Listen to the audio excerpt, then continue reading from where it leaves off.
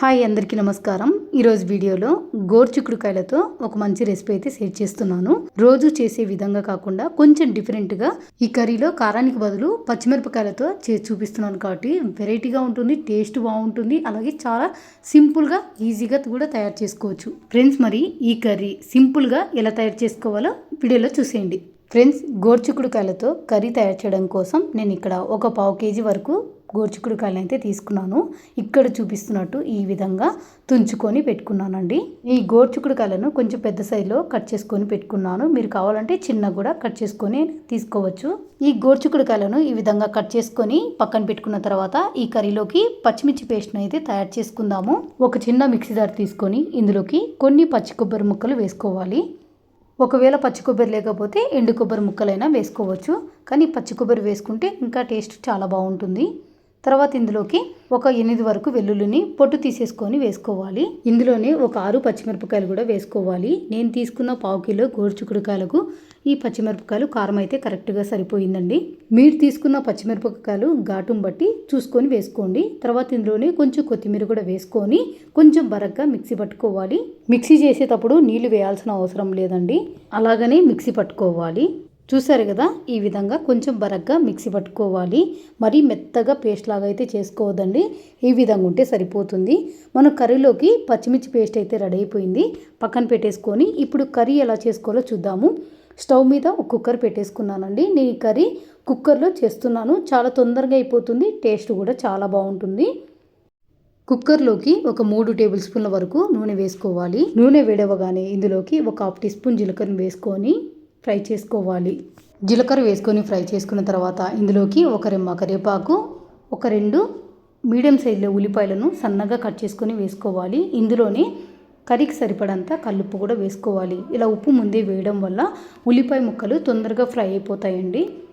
మంట సిమ్లోనే పెట్టుకొని ఉల్లిపాయ ముక్కలను ఆ కరివేపాకును మంచిగా బాగా కలుపుతూ ఫ్రై చేసుకోవాలి. ఉల్లిపాయ ముక్కలన్నీ ఇలా బాగా ఫ్రై అయిన తర్వాత ఇప్పుడు ఇందులోకి మనం ముందుగా తయారు చేసి పెట్టుకున్న పచ్చిమిర్చి పేస్ట్ అయితే వేసుకోవాలి. తర్వాత ఇందులోనే ఒక 1/2 టీ స్పూన్ పసుపు కూడా వేసుకొని మంట సిమ్లోనే పెట్టుకొని ఇదంతా బాగా కలిసేలాగా కలుపుకోవాలి. ఈ పచ్చిమిర్చి కొబ్బరి పేస్ట్ అంతా పచ్చివాసన వెళ్ళిపోయేంత వరకు బాగా కలుపుతూ ఫ్రై చేసుకోవాలి. మధ్య మధ్యలో కలుపుకుంటూ ఫ్రై చేసుకున్నారంటే మాడిపోకుండా మంచి సువాసన వస్తుంది. అలాగే కర్రీ కూడా టేస్ట్ అనేది చాలా బాగుంటుంది. చూసారు కదా, ఈ విధంగా మధ్య మధ్యలో కలుపుతూ ఫ్రై చేసుకున్నారంటే ఆ పచ్చిమిర్చి పేస్ట్ అంతా పచ్చివాసన వెళ్ళిపోయి కొంచెం కలర్ కూడా చేంజ్ అయిపోతుంది. ఇప్పుడు ఇందులోకి మనం ముందుగా కడుక్కొని కట్ చేసి పెట్టుకున్న గోరుచిక్కుడుకాయలు అయితే వేసుకోవాలి. ఇలా గోరుచిక్కుడుకాయలు అన్నీ వేసుకున్న తర్వాత మంట సిమ్లోనే పెట్టుకొని ఇదంతా ఒకసారి బాగా కలిసేలాగా కలుపుకోవాలి. ఇలా కలుపుకున్న తర్వాత ఒక 3-4 నిమిషాలు ఈ గోరుచిక్కుడుకాయలను మగ్గించుకోవాలి. ఇలా 3-4 నిమిషాలు బాగా మగ్గించుకున్న తర్వాత ఇప్పుడు ఇందులోకి ఒక టమోటాను సన్నగా కట్ చేసుకొని వేసుకోవాలి.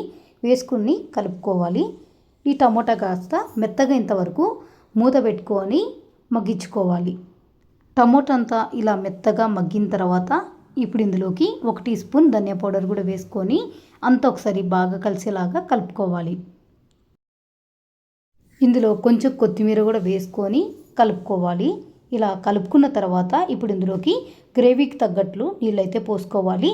నీళ్ళైతే ఎక్కువ వేసుకోవద్దండి, ఆ గోరుచిక్కుడుకాయలు మునిగేంత వరకు వేసుకుంటే సరిపోతుంది. ఈ కర్రీ కాస్త దగ్గరగా ఉంటేనే బాగుంటుంది, అంటే మరీ పలచగా లేకోకుండా కొద్దిగా తిక్కుగా ఉంటేనే బాగుంటుంది.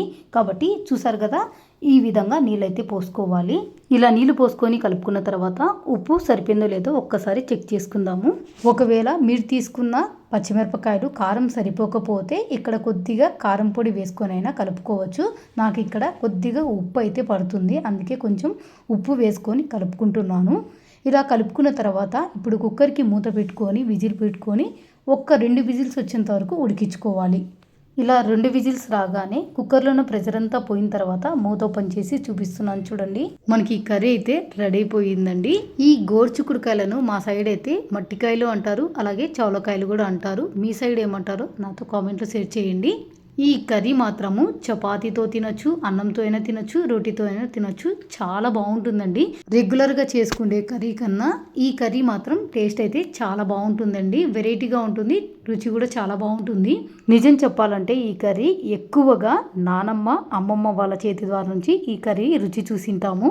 ఎందుకంటే అమ్మమ్మ నానమ్మ వాళ్ళ కాలంలో ఈ మట్టికాయలతో కర్రీ అనేది ఈ విధంగా తయారు చేస్తారనమాట. నేను ఈ కర్రీని తయారు చేసుకొని తినేటప్పుడు నాకు మా నానమ్మే గుర్తొచ్చింది. అప్పట్లో మా నానమ్మ చేసేది, ఇప్పుడు మా అమ్మ చేస్తుంది, మా అత్తమ్మ చేస్తుంది. మా అత్తమ్మ నుంచి ఈ కర్రీని నేను కూడా తయారు చేస్తున్నాను. తరాలు మారినా కానీ జ్ఞాపకాలు మాత్రం అలాగే గుర్తుండిపోతాయంటే నిజమే. నేను చెప్పిన ఈ మాటలు మాత్రం మీకు బోర్ కొట్టినట్టు అనిపిస్తున్నాయేమో కానీ రెసిపీ మాత్రం తప్పకుండా ట్రై చేయండి. వీడియో నచ్చితే లైక్ చేయండి, షేర్ చేయండి, అలాగే ఛానల్ని సబ్స్క్రైబ్ చేసుకోండి. ఇంకా ఇలాంటి వెరైటీ వంటకాల కోసం పక్కనున్న బెల్ ఐకాన్ని యాక్టివేట్ చేసుకోవడం మాత్రం మర్చిపోకండి. Thank you for watching.